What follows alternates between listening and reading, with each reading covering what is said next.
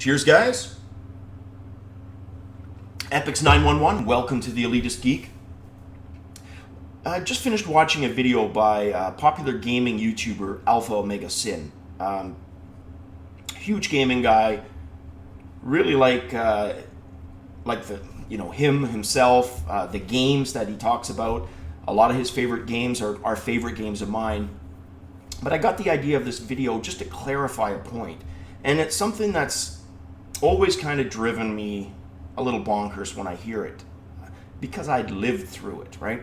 So in the video, he talks about how Nintendo, the NES system, revived a dying gaming industry, right? With the 1985 release of the NES 8-bit console in North America. Now, there's absolutely truth to some of that, okay? But what most people forget, and, well, they're completely oblivious to, is that statement should always be qualified with gaming console market was ailing, all right? You had three big players. You had Atari 2600, you had the Intellivision, and you had the ColecoVision. Those were the three main system. There was an Odyssey 2, and there were some other little players, but by far the largest were those three, okay? Mattel behind Intellivision, Atari behind Atari, and Coleco behind ColecoVision. The system that everybody wanted, but was actually the most expensive, was the ColecoVision.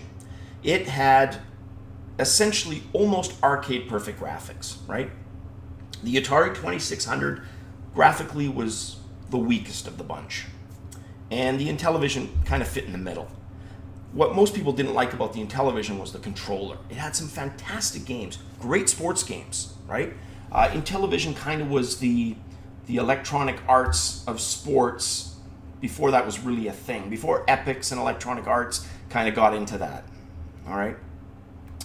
Yes, there was a recession. There was a gaming console recession between 1983 and basically 1985 up until the NES was released in North America. But it was primarily a game console recession, because during that time, computer games were ramping upwards, and they were laying the foundation for so much of today's gaming. And we got to remember that. Let's look at some examples. Origin Systems, all right?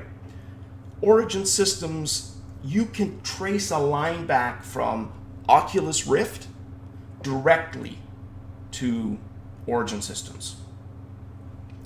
They started in 1983, and they had made games, but they worked with other companies. Sierra published their games, but Richard Garriott and his brother formed Origin Systems in 1983, and we're talking huge games. Ultima. Without Origin Systems, you could argue MMOs, wouldn't have had the popularity and the market share that they ultimately had. They would be popular, but if it wasn't for Ultima Online opening the door for EverQuest and World of Warcraft, that gaming landscape may have looked completely different. Sure, there were MUDs, right? There were online things you could do through AOL, but mainstream online success directly, Origin Systems influenced that. Bethesda, look at their string of hits. Fallout was just released, Skyrim, Oblivion, Morrowind. But you go back further, that period, those 2 years of that console gaming recession gave birth to not just Origin Systems, but Bethesda as well. And let's look at some of the titles. That was the golden age of computer role-playing games, that period of time.